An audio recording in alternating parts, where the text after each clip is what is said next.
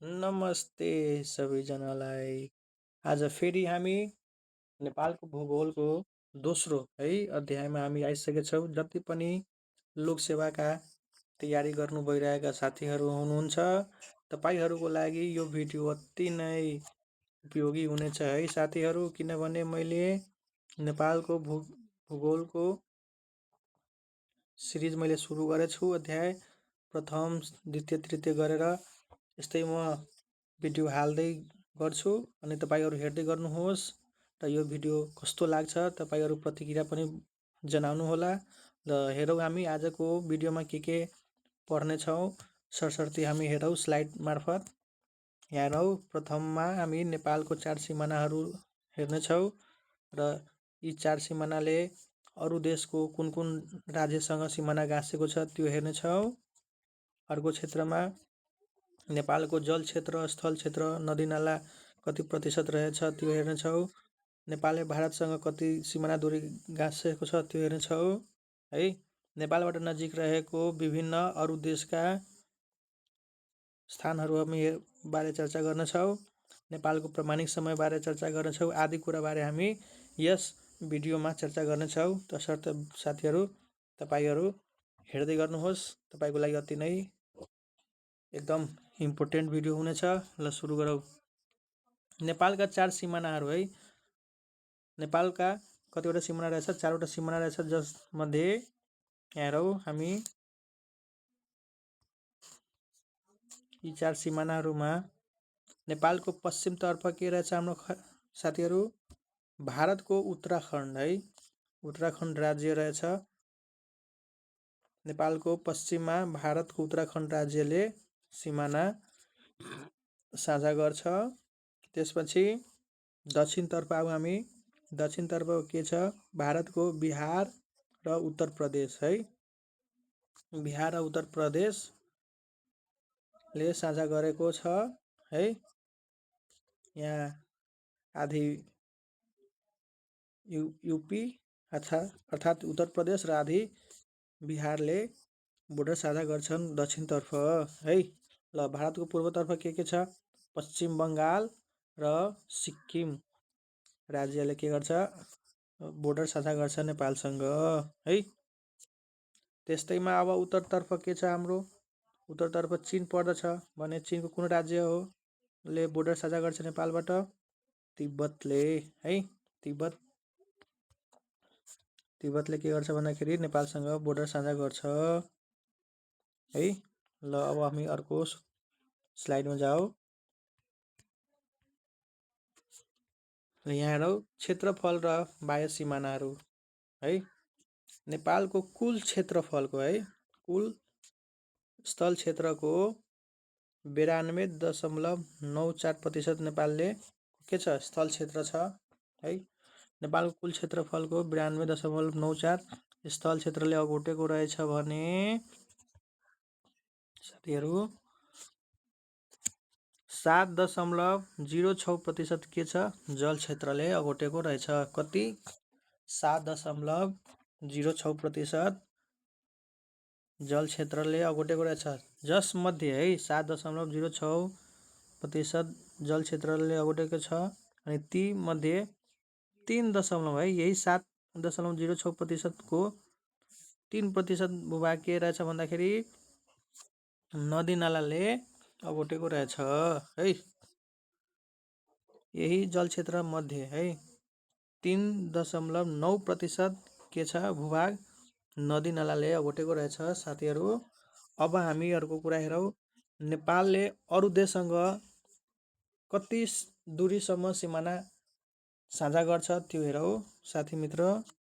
यहाँ हेर्नुहोस्, ल हामी एउटा नेपालको नक्सा बनाऊ। ल यहाँ हेर्नुहोस्, नेपालको कुल परिधि कति रहेछ?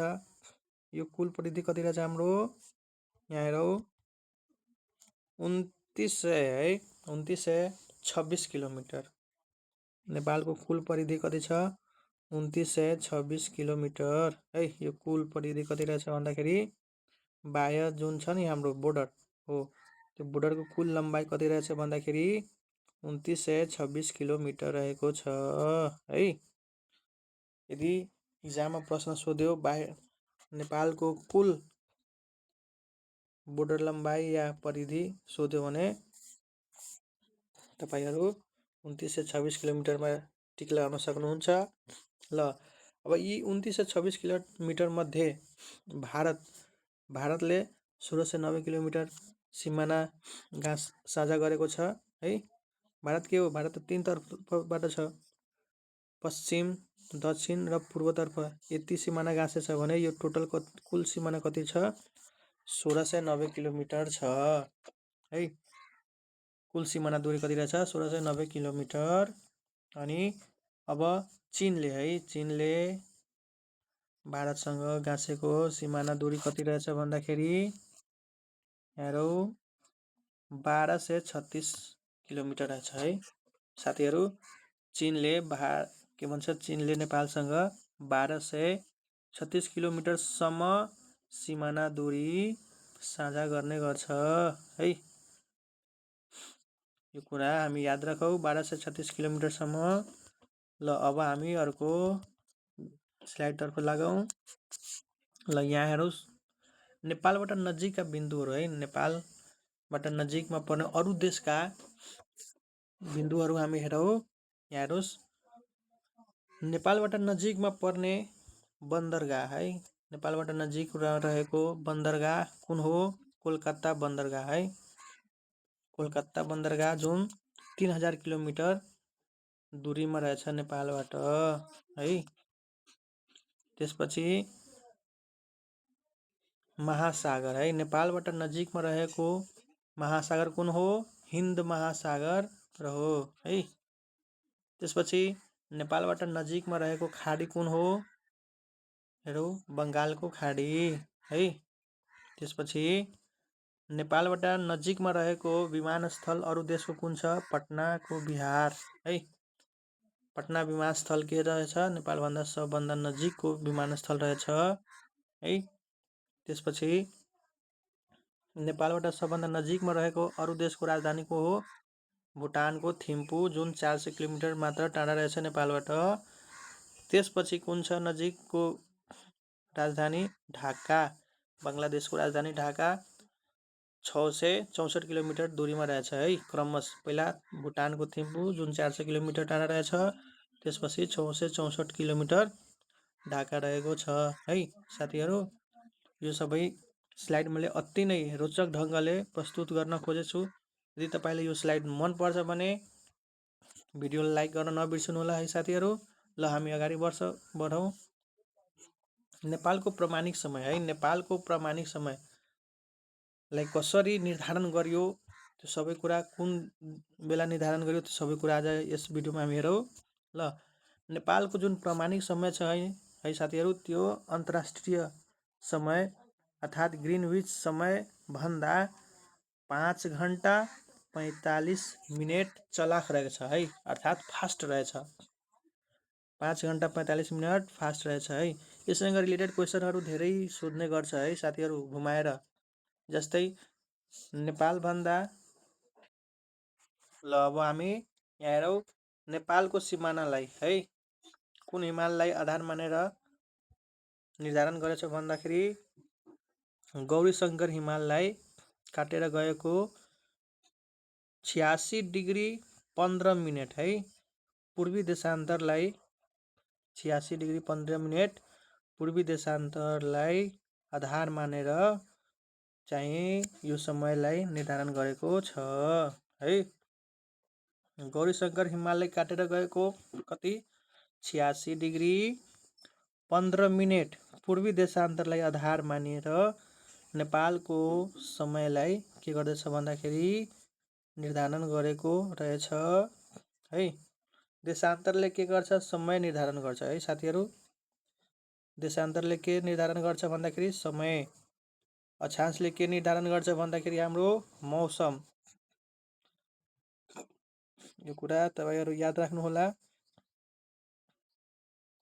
ल अब यहाँ हेरौं यो जुन समय निर्धारण भएछ भने त्यो कुन मितिमा भएछ? हाम्रो लागू भएछ 2042 साल है। 2042 साल वैशाख 1 गते देखि यो समय लागू भएको छ है।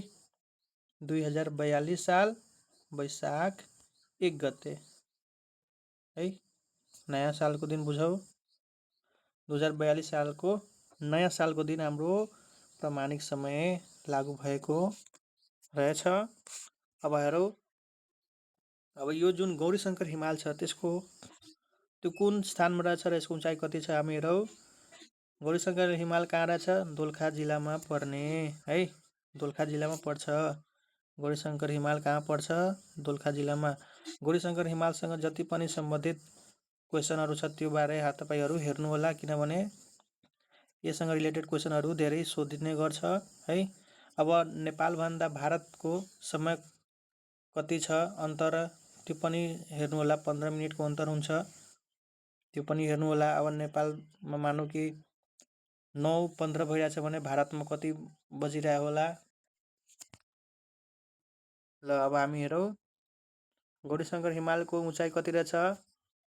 7136 किलोमिटर मिटर है। 7136 मिटर रहेछ गौरीशङ्कर हिमालको उचाइ। 7134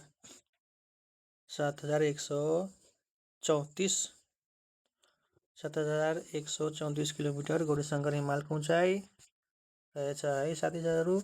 यो कुन जिल्लामा छ हाम्रो? कुन जिल्लामा पर्छ? दोलखा जिल्लामा है। यति कुरा तपाईँहरू याद राख्नुहोला।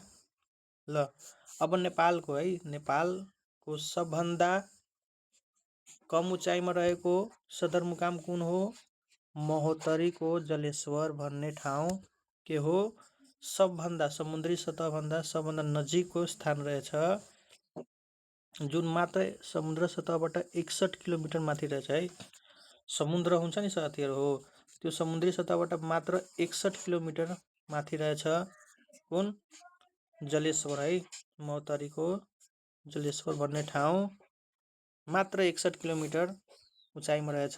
र सबभन्दा अग्लो स्थानमा रहेका सदरमुकाम कुन रहेछ साथीहरू? यहाँ हेरौ, हुम्लाको सिमीकोट भन्ने ठाउँ सबभन्दा अग्लो स्थानमा रहेको सदरमुकाम हो। यदि लोकसेवामा सोध्यो भने हामी टिक लगाउनु होला। सबभन्दा उचाइमा रहेको सदरमुकाम हुम्लाको सिमीकोट, जुन समुद्री सतहबाट कति उचाइमा रहेछ भन्दाखेरि 2946 मिटर टाढा उचाइमा रहेछ है। समुद्री सतहबाट 2946 मिटर टाढा के भन्छ उचाइमा रहेको छ है। ल अब हामी अर्को स्लाइडमा जाऊ। नेपालमा मात्र पाइने जैविक विविधताहरू। नेपालमा मात्र पाइने किरा कुन कुन हो? 2वटा किरा हो। एउटा के हो? कालिनेमिस है। कालिनेमिस र अपागोस्टर नेपोलेन्सिस है। कालिनेमिस र अपागोस्टर नेपोलेन्सिस विश्वमा नेपालमा बाहेक अन्यत्र नपाइने किरा हो यो है। अब नेपालमा मात्र पाइने च्याउ कुन हो? यहाँ हेरौ, ट्राफिना नेपोलेन्सिस है। ट्राफिना नेपोलेन्सिस नेपालमा मात्र पाइने च्याउ हो। विश्वमा नेपालमा बाहेक अन्यत्र नपाइने च्याउ के हो हाम्रो? ट्राफिना नेपालेन्सिस। यसलाई तपाईँहरू स्मरण गरेर राख्नुहोस्। 2टा किरा मात्र पाइने नेपालमा कुन हो? विश्वमा अन्यत्र नपाइने किरा कुन हो? कालिनेमिस है र अपागोस्टर नेपोलेन्सिस। त्यसपछि नेपालमा मात्र पाइने च्याउ कुन हो? ट्राफिना नेपालेन्सिस है। ल यो सारांशहरू छ। ल अन्त्यतिर आजको भिडियोमा हामी के पढ्यौँ त्यो बारे हामी एकचोटि सरसर्ती यहाँ हेरौ। भौगोलिक प्रतिशतहरू हेरौँ हामी। स्थल क्षेत्र हाम्रो नेपालमा कुल भूभागको 92.94% रहेछ। त्यस्तै जल क्षेत्र 7.06% रहेछ है। तीमध्ये नदीनाला कति रहेछ? 3.9% नदीनाला र स्थान ओगटेको रहेछ है।